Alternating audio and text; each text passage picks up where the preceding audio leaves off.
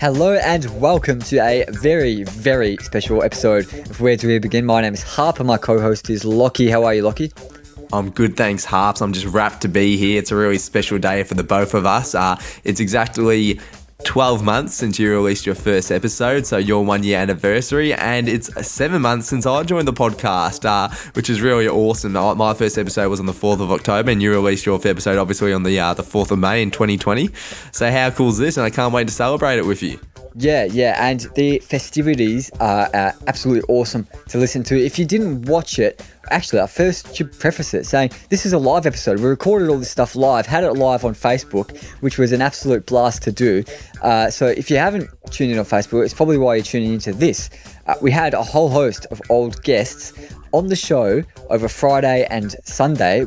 This has been released on Tuesday, of course. Lockie, who were some of those guests? Yeah, so we had Finkler, former Melbourne Victory great. We had Maxi Holmes, current Geelong Cats player and member of our Class of 2020 series. We had Phil Anderson, Australian cycling legend, and that was it, because, yeah. Russell Robertson was meant to come on, but he didn't come on. That was on the Sunday. 2 days prior to that, I did the live episode by myself with a couple of special old guests. The great man, Courtenay Dempsey from episode 1 of the show. It was great to speak to him again. First time seeing his face on Zoom, of course. Last time we did it on the phone. And of course, the next one we had, Rohan Connolly. So we had my first guest, Courtenay Dempsey, and then the Sunday we had your first guest in Phil Anderson, which we'll get to. But actually, just before we get into it, I'd just like to apologise for my dodgy audio in the kind of first minute and a half. There was some technical difficulties, which in my case were forgetting to hit record. So for the first minute and a half, my audio is a bit dodgy, and then Lockie's audio is a bit dodgy when he comes into the show because of some technical issues as well. But anyway, Lockie, should we get into it? Let's dive in.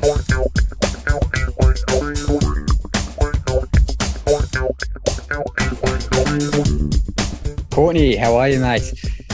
Oh, mate, good. I had a bit of technical difficulties. I didn't know how to get into this joint, but yeah, it's a bit of a muck around, but I got it. Yeah, mate. But I'm extremely pumped for this. Unfortunately, there's no co-host, as I've told all listeners. It's just me, Harper, and of course, for all of you guys who don't know, this is our guest from day one, really. From episode 1, we recorded the first episode on the 10th of April last year, 385 days ago, and released it on May the 4th. So 1 year anniversary is coming up, mate. I'm pumped to have you on. Yeah, that's amazing. Good effort to make it the 1 year. So obviously there's a lot of podcasts out there, and for this to continue, it's a credit to you guys. Yeah, I really appreciate that, mate. But I think what we'll do to get started is we'll go through some listener questions. We've got some listener questions coming through, and we've had some people comment on posts. So I'm going to give you the first listener question, which is from Scott McNeese. So this is for you, Courtenay. He says, Courtenay, which coach at Essendon did you feel brought out your best footy? I've always said it, and I've said it to many, many people.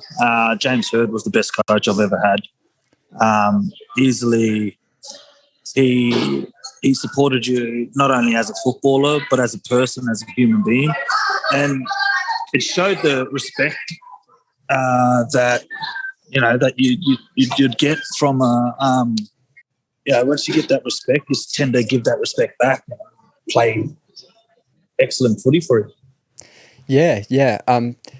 Obviously, I never played at AFL level, but I can totally understand how that works. And I was actually listening to episode 1, our interview back in last year, and you said basically the same thing. So I encourage everyone to go listen to that. And we move on to the next listener question. This one is from Tony Payne. So, Courtenay, clubs in the league say they take care of ex-players. It's a bit of a long one, this question. We have surging mental health concerns, concussion after effects, long-term injuries due to trying to get up for games, transition difficulties once out of the spotlight, and many other serious issues. The AFL system is generally seen as being ahead of the curve in response to these matters. What's your opinion about how all of this is being dealt with?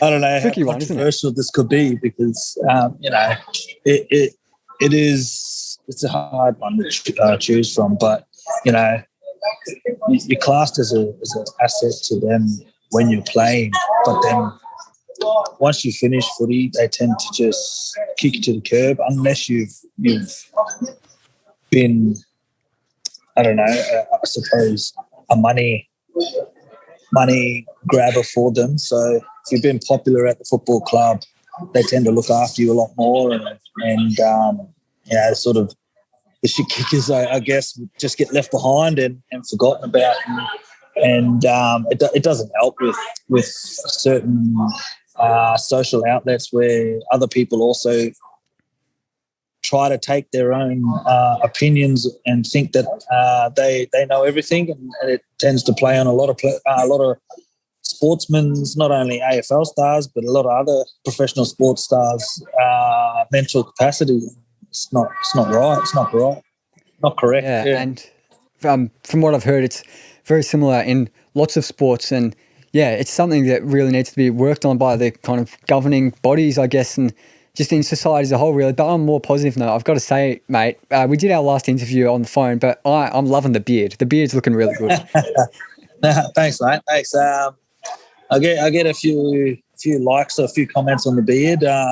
They do enjoy a good beard, especially after my last year at Essendon when I had the big beard, and they're enjoying that. So they love me when I bring the beard back.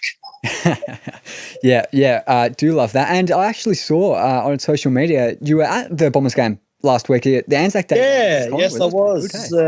First time in a very long time that I was in the grandstand, in particular in the grandstand out of Anzac Day, because usually I'm out there in the middle of the field running around, which is probably the best seat in the house. But it was very, very different, but it was obviously a cracking game, and the Essendon boys put up a very well drilled game, and hopefully they continue that throughout the years, but throughout the year. But they got to just take it week by week and quarter by quarter, and continue to play like that. Yeah, and we've just got a question coming through from Alfie Sanchez on Facebook. Are you playing any local footy? I know you were playing for Greenvale. Still playing for them? Yeah, I'm still there, mate. Unfortunately, I happened to tear my ab and my lower abdomen and my groin, so it's put me out for 12 weeks. But that was in the practice matches, so I've got another 5 weeks to go, and by then hopefully I'll be back in the second half of this season in the EDFL League. Yeah, that's great. I know Paul Chapman used to coach over there. Yeah, Paul Chapman used to coach there. No, he's not there anymore, but we've got Boris. So we got Darren Buick, another Essendon great down there. So he's coaching us at the moment, and he's doing wonders. He's doing an excellent job. Yeah, that's great. We've got another question coming through from Helen Jones. We haven't got much time left before our next guest joins, Rohan Connolly, in a few minutes, but this one's from Helen Jones on Facebook. Are you in touch with ex-teammates? Yeah. I had the Davey family come down over the school holidays a couple of weeks ago, and those two, he's got a set of twins that are at Xavier College at the moment, and obviously they've got the ability to play AFL football.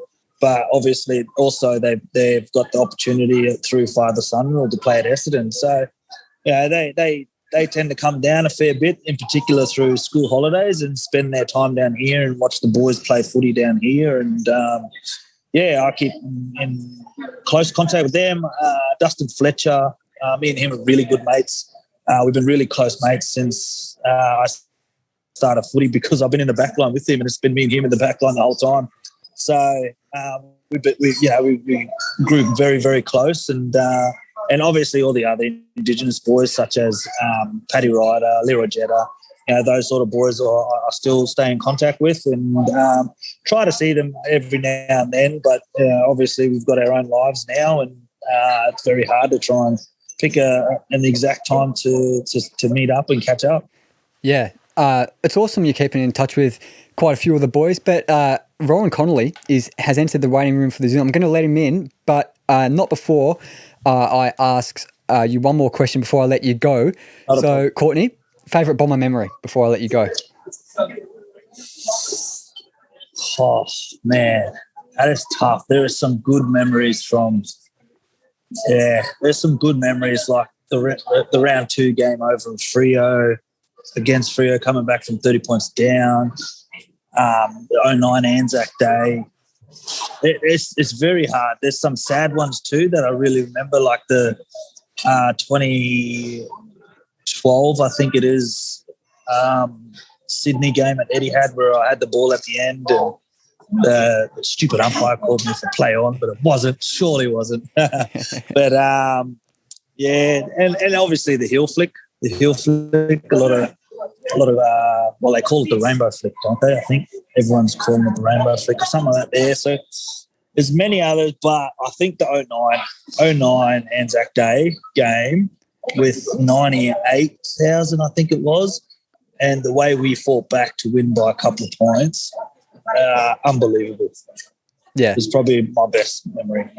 Unbelievable indeed. And yeah, mate, you had an unbelievable career, and I encourage any of the listeners who are tuning into this who haven't listened to our first episode 1 with Courtenay Dempsey, go listen to that. But we've got our next guest. You can all see him sitting at the bottom there, Rohan Connolly. So Courtenay, I'll let you go. Thanks very much for coming. Not a problem, mate. Thanks, really mate. appreciate it.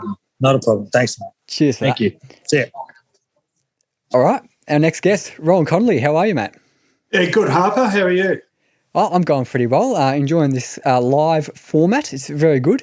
And Rohan, of course, for anyone that hasn't tuned in to the episode 27, and we did a grand final preview with him as well last year. So, yeah, and I know you're doing great media work again this year. So, how's you been going? So there's a lot going on. We've got Footyology does a post-game live stream on Friday nights. We call it Footyology Final Siren. That's myself and Mark Fine. So that'll be on again tonight. You can tune in if anyone wants to look. It's on live on my Twitter stream and on my Facebook page. So that'll be at 10:45, and we take people's questions and break down the game, have a bit of fun. So we're doing that a bit later. Podcast is going well. Website's going well. We've diversified into other areas outside sport, and we're doing other codes of football too, actually. We're rapt to have Simon Hill writing about soccer for us, so that's been great. Martin Flanagan doing plenty for us. So, all going really well. I've got a couple of other little projects on the go too, which I can't say too much about at the moment, but hopefully they'll come up and, give people some more alternatives to the mainstream media soon. Yeah, that's awesome. And, yeah, I do encourage all the people tuning into this to check out Footyology Final Siren after the game tonight, about 10:45, I believe. But, Rohan, we're encouraging lots of listener questions to tonight. So I'm going to give you the first one. This is from Scott McNeese from the Lunchtime Catch-Up podcast, actually, which I believe you've been on before. Yeah, I do. So this is from him on Facebook. He asks, Rohan, with creating Footyology, have you noticed journalists you have signed write with much more freedom, tackle the subjects they have not been able to or approved by previous employers like Fairfax? So more freedom, basically. I've got to be honest, not really. One really good thing about the Age when I was there, I never felt like there were areas I couldn't venture into, or even, people might not believe this, but even on social media, I was, people who follow me on Twitter might know I'm a bit of a loose cannon at times, and, I was never really pulled up about what I had to say on Twitter, so it might have changed. I mean, the Age I was working for was under different ownership to what it is now. So the Channel 9 organisation, I think, in some ways runs a tighter ship, if you will. So, but look, I think I understand why people think that, but I think it can get overstated a bit, particularly when it comes to football. I don't think that there's much that football journalists can't address or write about, and feel like they're in danger of getting hauled over the coals for it or anything. I've had this discussion with a few people over the years about, will the AFL take away your accreditation? Well, it's happened I reckon, once or twice in the whole time I've been involved, and that was more recently, and I think they managed to sort that out in the end too. So, look, I guess the one thing that is different is that I can choose exactly what I write about, which, to be fair, I probably did that 90% of the time at the age too. There might be the occasional time where they wanted me to write about something particularly, but even those occasions, it wasn't ever anything I thought, oh, gee, I really don't want to write about that. So, I can't speak for other media organisations where I haven't worked, but generally speaking, I reckon the football media gets a pretty decent run at what they can and can't talk about. Yeah, that's good. Good to hear. And we've got another question coming from the Facebook Live, actually, from Alfie Sanchez, another one from Alfie Sanchez. So Alfie knows you're a big Dons fan. How are you liking the start of their season so far in the new look team? Oh, look, yeah, really encouraging. A couple of pretty ordinary performances against Port and Brisbane, but the rest of it, I feel like there's some sort of plan, like you haven't always felt that with Essendon over the last few years, but I feel like there's more of a buy-in, I think, by the younger players to what Ben Rutten's trying to do as coach. There's a lot of excitement around Archie Perkins and Nick Cox, Harry Jones, Nick Hind, he's still pretty young. He's really added something. You sort of, first time in a while, I sort of have the feeling like, they're trying to assemble a group of players who can drive something really meaningful across the next 5 to 10 years rather than just sort of living from season to season. I've got my reservations about some areas of the club, but they tend to be more off the field than on. I think development of players is one ongoing issue, but so far so good with these new inclusions. I hope that they can continue to progress at the rate they have so far. But, I think, good signs there. I mean, they should have won the Hawthorn game. Stiff to probably lose against Sydney. So with a bit of luck, they might be, 4-2 instead of 2-4. But, I think one thing that helps this year is not having too high expectations. They don't expect to play finals. I think the wins are sort of a bonus. And, as long as they're having a consistent crack and being competitive, I think that's really promising. And the particularly good thing about Anzac Day, I thought, was it was a win they really ground out. It wasn't off the back of a spectacular burst of footy. It was just after the first 5 minutes. It was really good, solid, disciplined footy, and they sort of wore Collingwood down in the finish. And even after Collingwood hit the front in the last quarter, managed to sort of, gird their loins and come again. So, I'm pretty encouraged by what's happened so far. Yeah. Yeah, it's been really refreshing, honestly, as a fellow Dons fan. I know you haven't got much time left because you've got a game to cover. I hope you're not going to it because it looks like you're still at home. No. I'll be watching from the comfort of my lounge room. Yeah, good to hear. But and keep your questions coming on the Facebook because I think we're going to have Rohan for a few more minutes. But I've got a question for you. What's been your game of the season so far? There have been some really good ones this season. Oh, geez. You end up seeing so many, you're worried about forgetting. Hawthorn Geelong on Easter Monday, I enjoyed that. That was pretty good. There have been games I haven't expected to be particularly good, but they have been. A good example of that was was it Saturday or Sunday, Hawthorn Adelaide down in Launceston. Really enjoyed that game. Look, I think generally speaking, the standard of footy has been a lot better.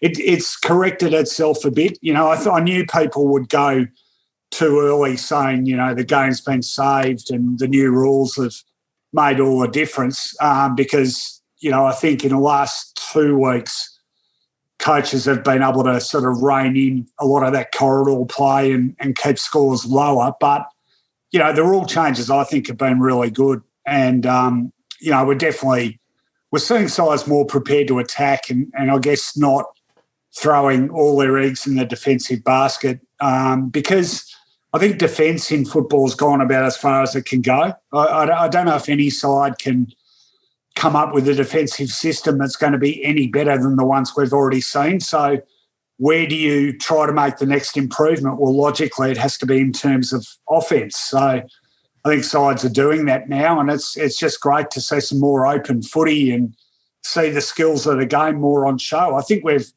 right at the moment anyway, I think we've got a pretty good balance now between defence and attack, and the footy's a lot more entertaining as a result. So fingers crossed that can continue. Yeah, it's been a corker of a season, really. And a game that you didn't mention there, I don't think, the West Coast Bulldogs game, that was a belter. That was really, really good. Probably my personal favourite of the year.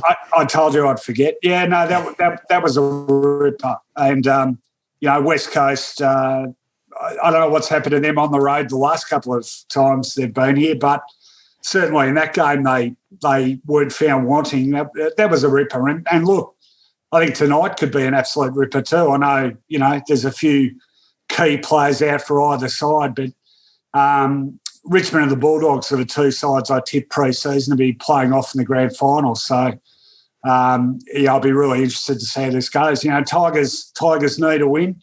Bulldogs, as good as they've been, and they've been really impressive, have they done it against top quality opposition? Well, yes, as far as West Coast goes, but that was here. So if they knock over Richmond, albeit Richmond without Dustin Martin, I think people will be looking at them and going, they are a serious flag chance, if they weren't already, which they probably should have been, because they've got a great deep midfield. I think their attack is a lot better than it was. They're a much better side, I think, than they were when they won the flag in 2016. Now, it doesn't always work out logically, therefore they should win a flag with this group, but they've given themselves every chance, I think, and they're great to watch too. So really looking forward to this game tonight. Yeah, so am I. Just after the live stream ends, I'll be tuning into that. Before I let you go, tip for tonight, winner and margin? Look, I'm going for Richmond. Mainly, I've got a lot of faith in them. Look, big outs in Martin. Lambert's a big out for them. Who else? They're still missing Vlaston, still missing Prestia. But one thing that I think they've been great at over the last 4 years is when they do have injuries, bringing guys in who can just play a role in that system, because it's such a great system. I think that stands them in really good stead. Look, they've lost 3 of their last 4. If they lose tonight, it'll be a run of outs we haven't seen from them for 4 years. So really important game. They've just got a habit of, when they need to, producing their best. We saw it last year after they got beaten in the qualifying final. None of that's any disrespect to the Bulldogs. I think they're a great side. I think they're every chance. I do have a theory about them, however, that I think they play better football at Marvel Stadium than they do at the MCG. So another reason it's a great test for them. I think it'll be an absolute cracker. And in the end, just my faith in Richmond, I sort of had to lean that way. So I'm going for the Tigers, but 2 points. 2 points. That will be a good one if it's anything close to 2 points. But I better let you go. Yeah, you've got a game to watch. So thank you very much, Rohan, for coming on the show. Talk soon. It's been great. No worries, Harper. Anytime, mate. Cheers, mate. And hello and welcome to Where Do We Begin Live. Lockie, how are you? Look, I'm good, mate. This is my first ever live, so I'm super excited. This is a really special moment for the podcast as we're celebrating a major moment.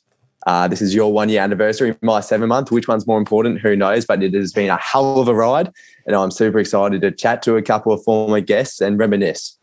Oh, yeah, it is going to be awesome. And I've said we've got some people jumping on the Zoom, jumping on the live stream, actually. So, guys, send through your questions for Guy Finkler, because he is going to be on any minute now. In a couple of minutes, I reckon. I'll put it in the chat, actually. Lockie, I know you didn't get to interview Guy Finkler, but you're pretty excited for this. You were telling me, hey.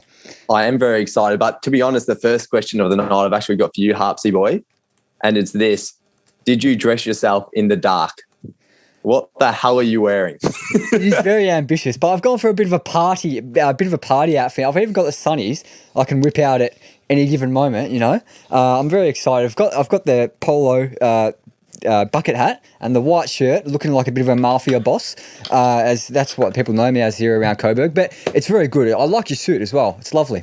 Yeah, thanks, mate. I got my old man to do my tie before this show, so I shout out to the old man. He's done a great job, and yeah, I know had this freshly ironed. Did that one myself actually, and mate, you got to look the part.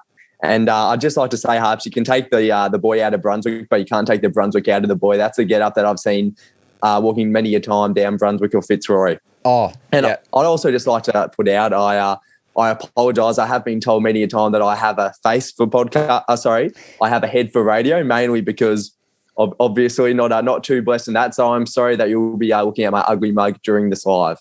Yeah, and I'm quite lucky that I'm a bit obscured by the dark in here. I've got the light up as high as I can, but it's probably good you're not seeing my face too up close. I know some of you might tune into the previous live, but anyway, this is our second one. Guy should be joining any minute, but Lockie, we've got some other guests lined up. Some listeners might know who they are, some viewers even, but some might not. So can you rattle through them for me? Yeah, so our next guest after Guy is the lovely Max Holmes, Geelong Cats player, somebody who I'm a massive fan of, who recently made his debut in round 3, and he's jumping on again. He was part of our class of 2020 series, and he's been the first one to make his debut, so super wrapped to have him on. And then after that, we got Phil Anderson, former cyclist, cycling great of Australia. He's got an awesome story, and it'll be great to chat to him again. And last but certainly not least is Russell Robertson, singer, footballer. He does it all. Oh, he does it all. And Max Holmes, just a little tidbit on him. Our first class of 2020 guest to have his own Wikipedia page. So big congratulations to Maxi boy. That's a great achievement. But this is also a big achievement. Guillaume Finkler has entered the waiting room for the Zoom. So what do you say, guys? Should we let him in? I think so, Harps. I think so. I'm a bit nervous. I don't want to keep waiting. I'll speak for them. They're keen to get him on, and so am I. Okay, yeah, I can see them absolutely frothing in the Facebook chat here. Lots of questions coming through. Keep them coming. I'm going to let him in. Here we go. Guy Finkler.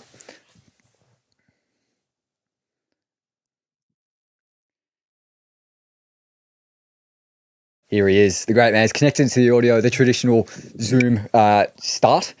Guy, he's connected to the audio. Can you hear us, Guy? Yes. How are you, yes. mate? I can. Good. How are you? Oh, I'm very good. And Guy, you haven't met Lockie before. He's my co-host.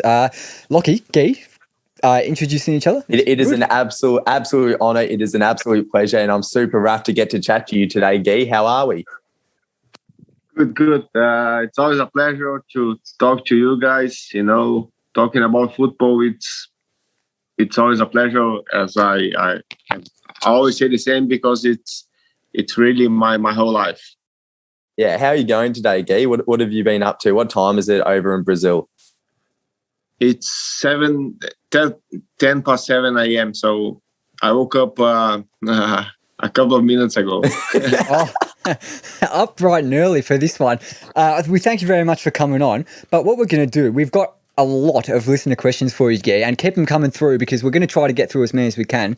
So some people who are viewing this live stream, Guy, have asked you some questions. So I'm going to kick things off with the first one.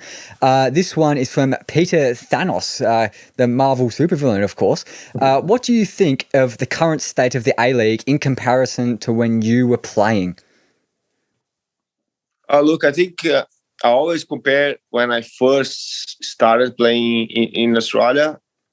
And to be honest, I think the league is growing in quality, competitiveness. I think it's been really good. If you look the ladder today, I just checked it, to be honest. It's, some teams are up in the ladder, like victories down the bottom. So you never know what's going to happen. And I think it's good for the league. Yeah, it is very good. We've got a next question. And I've just got to ask you, Guy, is there any chance you could turn your video on, or is that not possible at the moment? Because we want the listeners and the viewers to see you. Oh, yeah. Oh, awesome. Here he is, the great man. Oh, he's had a haircut since last time. I like that. Nice. Yeah. Looking very slick. I like it, Gear. Now, next question is from Ricky Wade, who's a great fan of the show. So thank you very much for your question, Ricky. I know you've been wanting to ask this one. So it says, Dear Gee, what was the rivalry like with Melbourne Heart / City?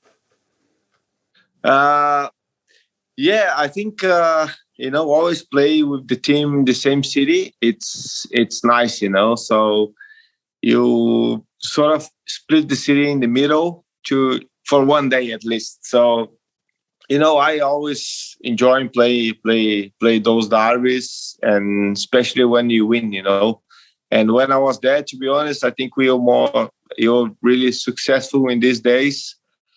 I think the game that I remember the most was the semi-final. We won 3-0 in Marvel Stadium now. Huh? It was very hard before, but it was very good playing that game. So, this next one is from Josiah Alsop on the Facebook live stream. So keep them coming, guys. He says, Hey, Guy, we're lacking creativity at Victory at the moment. Do you want to have another go with the club? I wish I could. If I was a bit younger, it would be a pleasure to be on the field again. But my time has gone, and I just feel really, really good when people saying that they miss me on the pitch. It means a lot for me. That's something that you be in the memories for some people, and being a soccer player for a long time, hearing those things it's really special for me. But I wish I could, my brother. Mate, don't worry, mate. We miss you, mate. We miss you. I'm sure Harps has sent through a few messages saying how much he misses you, mate. But are you still playing soccer? What are you doing currently back home in Brazil? Yeah, look, I stopped playing soccer. I'm trying to get back to football as it's not easy to find the word to. I'm not an agent. I'm trying to manage careers like for young players to try to help them to make the best decision. I'm not gonna be like saying go here or there, but I'm trying to show them whatever decision you make today, what are you gonna finish like. Trying to find the best way to manage their career. That's my goal to do, and hopefully I can help some young players.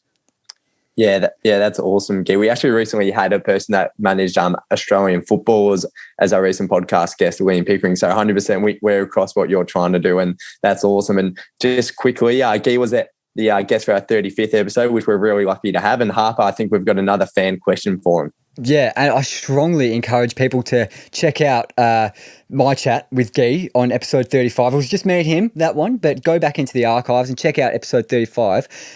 We've got a couple more listener questions. Hopefully we can finish off both of them. This is another one from Ricky Waite. What was it like playing for Wellington Phoenix when the rest of the league was in another country? Yeah, it's a bit funny then, but it wasn't easy, like all the travel and stuff. But to be honest, I enjoy my time at Wellington also. It's been staying the A-League was my goal at that time, and I moved from Victory to Wellington. But the travel is not easy, and I think that's why Wellington is doing better this year. They are settling in Australia. I think it's easy in one way and hard to be away from the fans, from their families. I think, but the travel, I think it's the worst part to be playing in New Zealand. Yeah, I can imagine it would be so hard being the one place and having to go overseas for every second game would be really tough. But I'm sure New Zealand's a beautiful country, and especially Wellington. There's a lot of universities there, isn't there? It's quite a uni town. Is that correct? Yeah. It's to be honest, it's a beautiful city, and the only thing it's really I don't miss a lot. It's the wind over there. Oh, Yeah, it's so cold. oh It the is wind. freezing. Yeah. My mum's a Kiwi, so I've been over there in a few winters, and mate, it is freezing. It isn't much fun. Yeah, Yeah. it's very windy city. Oh, yeah. They call it Windy Wellington. And the what do they call it? The Cake Tin, the stadium. That there were a lot of windy games at Westpac Stadium when you were over there. Yeah. I bet. We've got one more question for you before we've got to get to our next guest. So this another one from Josiah Alsop. Have you considered a coaching or managerial career? Yes, but not for a long time, to be honest. I don't think I'll be good just off the pitch.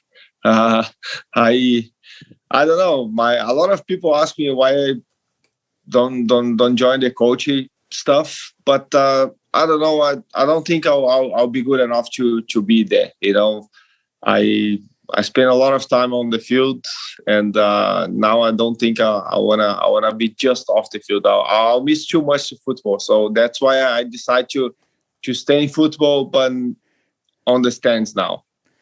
Yeah, that's fair enough. And we've got our next guest. He's coming up very, very shortly, Max Holmes from the Geelong Cats. But just quickly, before we let you go, Guy, I'd just like to give a quick shout out to Adam Schenk on behalf of Campbell Pike.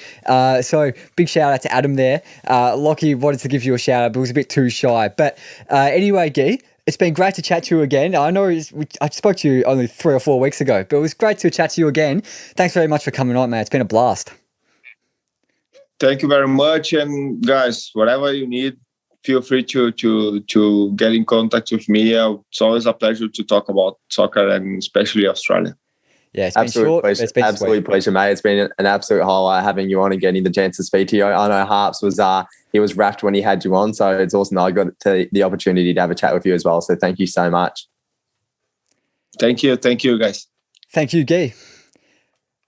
Okay, so our next guest, he's entered the waiting room as well. Big Maxi Holmes. Lockie, you pumped for this one?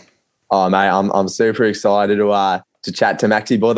He's an absolute trooper. The last time we had a chat, I had real bad technical issues. To be honest, my internet is as volatile as the Geelong season. If I'm honest, you know, it's up and down. But so far, so good during the live. Fingers crossed it can stick around and keep working as we go through the live. I reckon we let him in. Yeah, I reckon we let him in too. So he's coming in. This should be really good. I haven't spoken to Max before in person or on Zoom, so this will be great. Oh, wait. Oh, God. Here we go. Oh, here he is. Maxi. All right. How we going, boys? Oh, I'm awesome, mate. Last time we chatted, you were in the kitchen. I think you were cooking some sweet potato. Now you're in your room. Yeah, I'm actually back at my Melbourne, back at home. I can see the St Kilda in the. Yeah, I better take that down right now. Oh, jeez.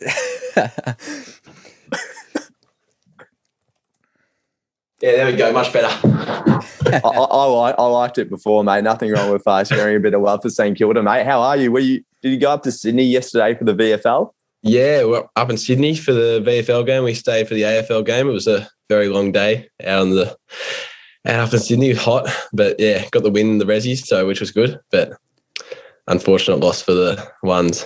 Yeah, mate, little 4-point win. Talk a little bit about that and thoughts about the VFL competition, because obviously it's really different before. You know, it was only based in Victoria, whereas now it's still called the VFL, but you're playing interstate and having to fly to play in that competition. Yeah, it is interesting. It's an interesting one. I'm not really. It's kind of early days, so I'm not really sure what to think of it. But I guess it was exciting to get up to Sydney, especially like same time the AFL boys, and get up to play. So that was good fun. But yeah, yesterday was a tough day. And yeah, it's good to get more like Sydney, a great size. So it's good to get more of those guys into the competition and play against them, because that was a really tough game. So yeah, mate. Yeah. And how did you play personally? I know Darcy fought it by the looks of it. He got it best on ground according to Sporting Pulse. So how did you play yourself? Yeah, I went all right. I was a bit off. I got a bit of the footy, but it was a bit messy yesterday, so a bit too hot for me. Bit to work on from yesterday, but that's all right. Oh, well, mate, you've only had about 3 best on grounds already in the NFL, so you have to share it around. Yeah. Yeah, we like that. And I've got to say, you have got the prestigious honour of being the first class of 2020 guest to get himself a Wikipedia page. Have you checked out your Wikipedia page yet? I have actually. it was the other night. I was with my host family and I was looking at the dad I'm living with, Ron Watt. He's got a Wikipedia, and I was like, geez, maybe I've got a Wikipedia now. had a bit of a look through it. I'm put down as 32 kilos on it, so not too sure about that one. But oh, geez, mate, you'd have a couple kilos on me even if you were 32 kilos. But geez, like having a Wikipedia page, that's got to be a big thrill. And living with a person with a Wikipedia page, 2 Wikipedia pages. Yeah, why does your the bloke that you're living with, why does he have a Wikipedia page? He played 2 games for the Cats. Way back when, and he's kind of a well-esteemed coach, actually. He's done a few local gigs. Yeah. Oh, there you go. I'm sure he's imparting his wisdom onto you at every opportunity. I don't listen to him much, but yeah. Yeah, fair enough. But, mate, of course, probably the main reason you've got yourself a Wikipedia page so quickly is you've made your AFL debut. First class of 2020 person to make his AFL debut. Tell us what it was like. I know it's probably hard to sum up in just a few words, but give it your best shot. Oh, it was absolutely hectic, terrifying, exhilarating, exciting. Like it was just all of those things. Like going to the G, crowd felt like it was something like 50,000, but it felt like bloody 100,000. It was ridiculous out there. It was just awesome. Just happy I got a few kicks out there and didn't embarrass myself. So yeah, it was good. Great. Oh, mate, it was it would have been unbelievable. Actually, I looked at the stats before. It's only like 50,050 people, which is an awesome crowd. Particularly, would have been unbelievable. But what was it like getting that first kick? Like just to get the first one underway. It's a bit like the batsman that gets off the mark on Test debut. It would have just been good to trouble the scorers. Yeah, it was just relief. I started on the ground and I knew I was coming off after like 11 minutes. I think that was what the scheduled rotation was. So I'm just like to myself, just get a touch before you go off. Like if you go off, you haven't touched it, you're fucked. So just get my hands on the ball and took an easy chest mark and just kicked it long. And I was like, yeah, all good. I'm good now. We're going to go for the risky 45. Yeah, I was like, first kick, I'm just gonna roost it. Oh, like that's the right mentality to have. We are going with a few kind of questions that we're getting from listeners and viewers on the Facebook live stream. So this one's from Campbell Pike. He's giving us lots of questions tonight. I love that from you, Campbell. Campbell Pike asks, which teammate are you most scared of? Which team am I scared of? Ooh. And keep the questions coming, by the way. Keep them coming through. We haven't got long, but we'll try to get to a few. It's a tough one. It varies. I reckon in a tough game, Darcy Fort can be pretty intimidating. A good intimidating. He's very, very instructive and vocal out there, but he can get scary sometimes. He's a big boy. Oh, mate, he is a big unit. He is a big unit. I guess back on your debut, because something I've always wondered is like before the game, they like present you with something. What do they present you? Because it's in like a little box. Could you talk a little bit about that? Yeah, it's so it's a little box. Oh, I've got it somewhere in the house. That's my bad. Probably should have some stickers. Covered. Yeah, no, it's a little box and it's just got the playing jumper in it. And then after the game, after you play, you take it off, got a couple of stains on it, you chuck it in the box and that's it. Yeah, fair enough. That's awesome. You guys might know the name of the guy. I'm blanking on it at the moment. There was a Collingwood player who made his debut yesterday. He got a framed something for his debut, and all the teammates got around him, gave him big hugs, and he was holding this glass thing, and someone smashed through the glass thing. There was glass all over the floor at the MCG, and then Darcy Moore, a couple of minutes later, there was vision of him walking through it barefoot. So I'd be pretty scared of Darcy Moore as well. He looks like a tough unit doing it. Mate, he is really tough. And Maxie, as you know, I'm a massive Cats fan. I actually did get to go to one of your games. Unfortunately, it was against Melbourne when you were the medical sub. I was keen to watch you running out there, but you didn't get the crack. What do you think of the medical sub, and what is it actually like sort of having to sit on the bench not knowing if you are going to come on or not? Yeah, it's a tough one. I guess it's good to know like you're up there, you're in for a chance. But I guess like mentally, it's a bit of a weird one because you never want your teammates to get hurt, but just like for yourself, like you're kind of thinking about when someone's getting injured. Like it's really weird, but I actually think it's a good thing, the medical sub. Just like teams can get smashed by injuries in games, and like say grand final day, you don't want teams getting hurt by the fact that they've had injuries. So I reckon it's a good addition, but a tough role to play mentally for 100%. Yeah, I can imagine, mate. I can imagine it would be incredibly tough, especially as it's only your second game. But I hope, unlike Tom Lynch, you had your strapping done and you were warmed up in case you were required that day. Yeah, I was continually warming up. I was getting on the bike every quarter. In between breaks, I'd go for a little run and kick. So I reckon I was ready to go. But I reckon had I gone on, it would have been hard to get going. It would have been very hard. Yeah, and one more from me before we wrap up. I know footy's famous for its creative nicknames, of course, whether it's local league or the big time in the AFL. Have you got yourself a creative nickname that the boys have given you yet? Geez, not really. Lukey Delhouse calls me Hurdles because of my hurdling background. Been called Johnny. That was early on. Searched that one up. I won't be explaining that, but. We have time. Oh no, I don't think it's John It's a family show here. Shut up. Family show. Okay, we'll keep it PG. We'll keep it PG for you, Maxie. Just the classic Maxie Holmesy. Pretty basic. I like it. And just quickly before we go, we have one final fan question. I think it might have been from one of your mates. I don't know if I think he's a big fan of yours, but also of the show, of course. From Andy Howitt. And he wants to know, why does Max always cramp at the start of the fourth quarter? Yeah, I do know, Andy, and it's a very good question. I've actually, for all you out there, I've only not cramped once this year in a game. Cramped yesterday, very badly. Mate, you need to be drinking the pickle juice. Yeah, I'm on the pickle juice every game. And honestly, I cannot tell you why I keep cramping. It's... I can't explain it. It's ridiculous. I've cramped every week. I hydrate. I eat well. Athletic history as well. Like it's not like never cramped in my life. I've cramped once in my life before this year. Strength and conditioning coaches are confused. They've got no idea what's going on. We thought we'd worked it out because I didn't cramp last week, and we thought that me not having ice baths was the method to not cramp, but I cramped like a bastard yesterday, so that's not it. I'll tell you what, it wouldn't be bad not having to do ice baths. That is one thing that you'd want to get out of. Yeah, exactly. So I might just claim that the cramps were hydration yesterday, so I don't have to ice bath anymore. Has old mate has Ron Watts, has he given you any thing to help you stop your cramping?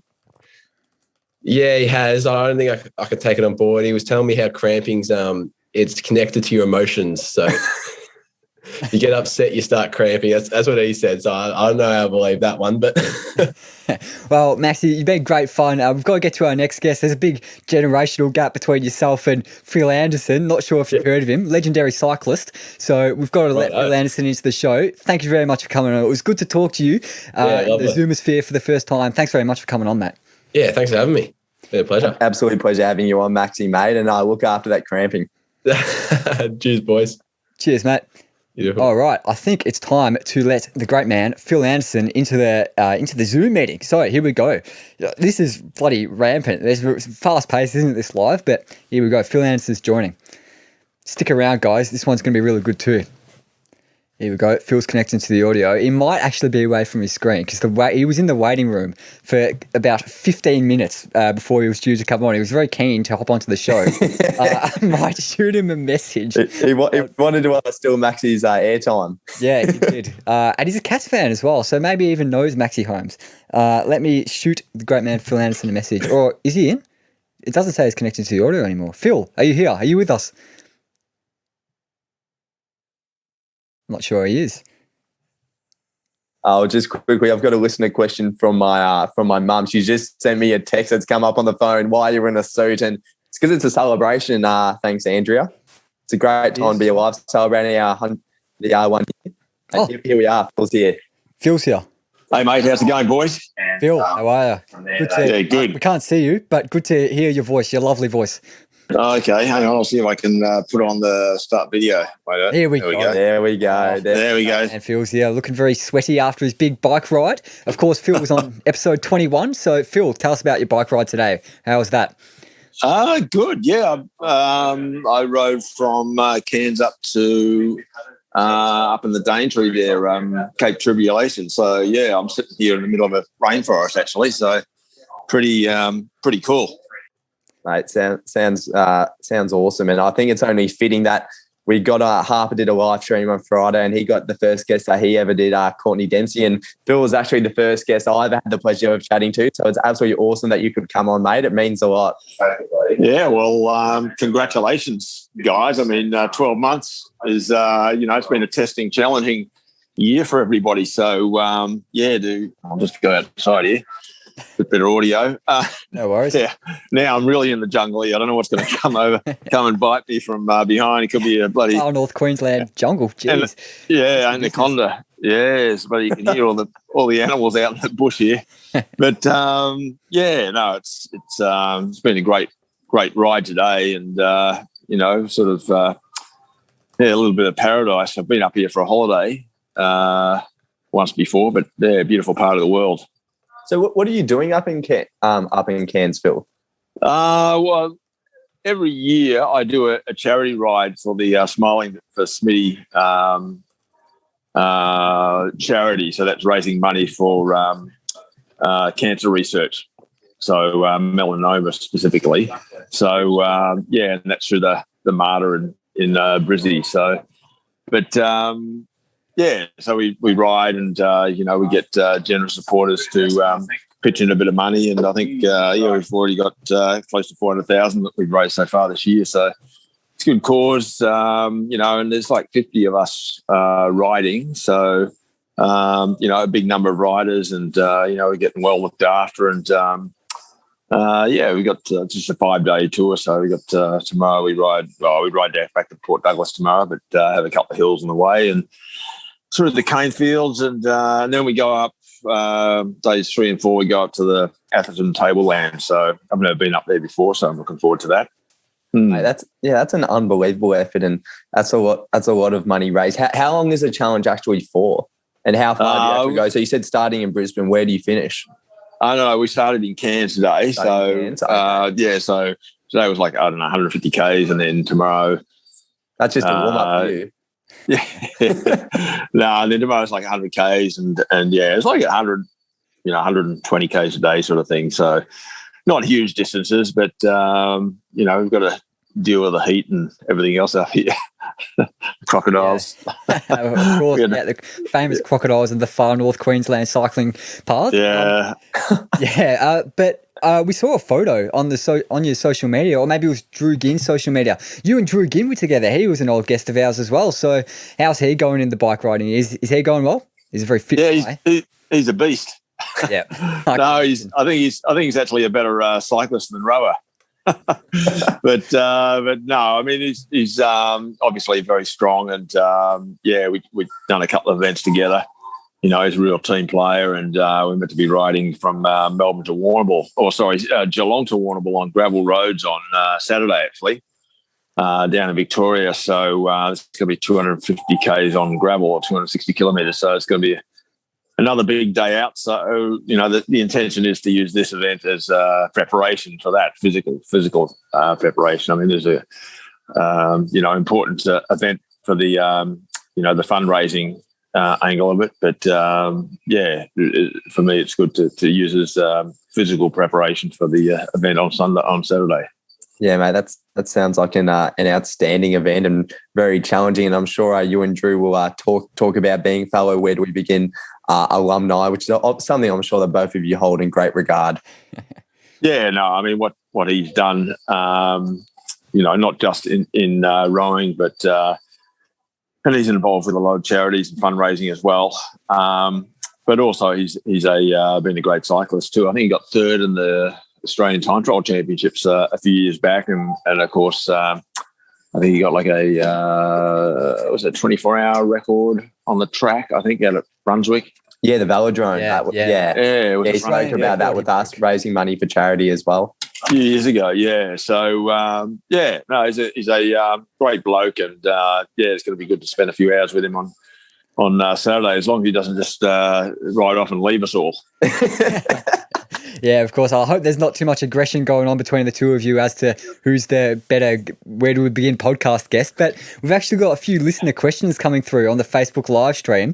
So I'll kick us off with one, and keep them coming through, guys. If you've got any more questions for Phil, keep them coming through on the Facebook live stream. This one's from Ricky Waite. Great man, Ricky.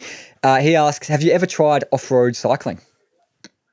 Well, I do quite a bit of gravel riding now, but actually the last time I was up here, I did the what's called the Crocodile Trophy, which is a mountain bike event, which goes, well, it used to go for like 2 weeks. So that was an event around the Cairns and, up into the hinterland here. And it was 2 weeks and like 150, 180K days, on stock routes. And there wasn't much single track, but yeah, it was certainly off-road, but 90% of it was off-road riding. And they still hold that event. It's called the Crocodile Trophy. It's every November, I believe it is. And but I'm not sure I'll front up for that again. That could be something for Drew Gin, actually. It is, he could do an off-road. Well, he does gravel as well, like myself. So it could be something he picks up and, just another career for his, put into his hat. Yeah. Yeah. And obviously, so we spoke in October of last year, Phil, and obviously you were talking about how you're keeping busy. You're still riding, you're doing the challenge up in Cairns at the moment. And obviously we're talking about doing a little bit of your off-road trail riding. But I'm interested to know, what else have you been doing over the last couple of months? Like, because you were running like a cycle tour group, have you been able to get that up and running since like the COVID restrictions have stopped? No, all our tours were overseas. So, obviously that's totally. Were you doing some up in the old falling over? Were you doing some up in the old ways in Great Ocean Road? Look, or was it mainly? Yeah, it was mostly overseas. Okay.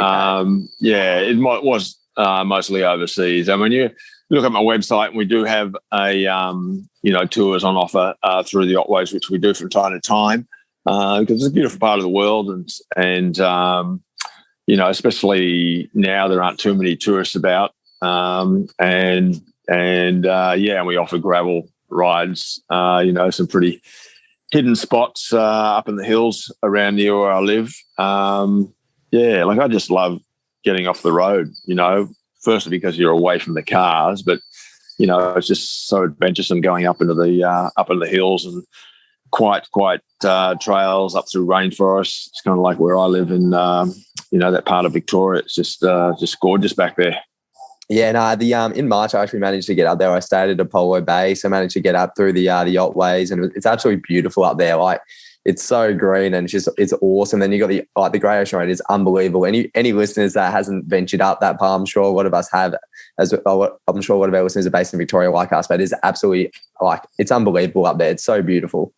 Yeah, well, I'm trying to get all these banana bending Queenslanders down there to ride in because everybody's heard of the Great Ocean Road. It's like the bloody Great Barrier Reef for all us Vickies that just coming up here and plagued to see. But it's a beautiful part of the world down there, and I reckon some of them are pretty keen to come down.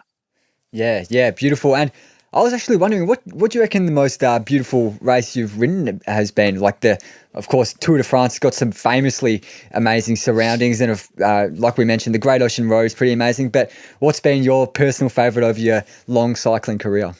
I used to love racing the Tour of Switzerland. Beautiful country, the mountains there. I went okay in the mountains, but I was never really a pure climber. But as far as the beauty and the road surfaces are so good. You got tiny laneways up through sort of what we call paddocks, but they call fields that just look manicured. Beautiful sort of flowers, and you just go through these little villages. It's quiet, and it's just you just hear the cowbells ringing up in the the Alps way up high. It's just beautiful. So I used to love riding the Tour of Switzerland every year. But you can go to places where you wouldn't think are beautiful, but it really depends. what you perceive to be beauty in those places. You know, sometimes the people, sometimes the places or the experiences you get in those places. But for me, I just try to always make the best out of everywhere I am, and to be up here or even in the most popular cities, that there's beauty there, and maybe not so much for bike riding, but it's great. And travel is something that I miss, but you got to make the best of what you've got. And at the moment we're here in Australia, and we have a beautiful country. Very fortunate that we're not suffering like some of our neighbours are in different parts of the world, and some of them pretty close. The islands to the north of Australia and northeast of Australia are doing it pretty hard now. Yeah, exactly. And I think we better leave it there because we've got another guest coming on in just a matter of minutes. So if you liked this kind of little chat we had with Phil, go check out episode 21. It was a really good one, Lockie's first and my 21st, of course. So Phil, I'd like to thank you so much for taking 15 minutes out of your night tonight to come on the show. It's been a real privilege having you back on, and we've had a great time. Thanks very much. Okay, well, congratulations, boys. And maybe you'll have me back for your second birthday, or maybe even your, a decade.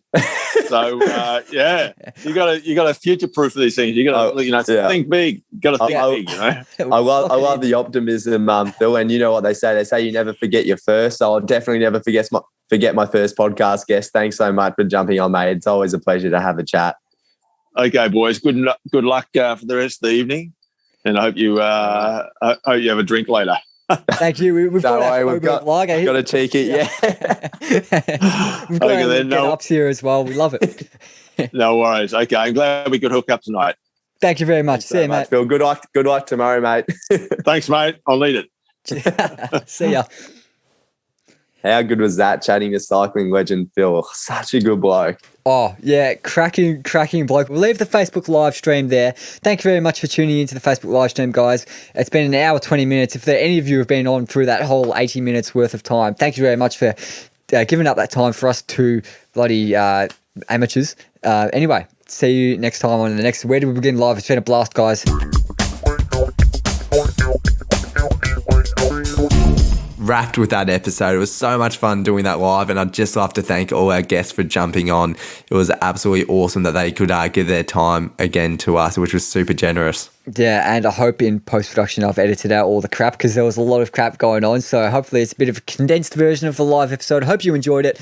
Nonetheless, we'll hopefully maybe do some lives in the future. We'll see how we go with it. But anyway, I'd like to thank all you guys for listening. There'll be a normal episode next Monday. It's sure to be a cracker. Lockie, any final comments? I'd just like to thank all the listeners that listened to this episode, and of course alive. We love your support. We love the listener interaction by people putting in their questions. It was a lot of fun. Yeah, great fun. Thanks very much, guys. See you next Monday. See ya.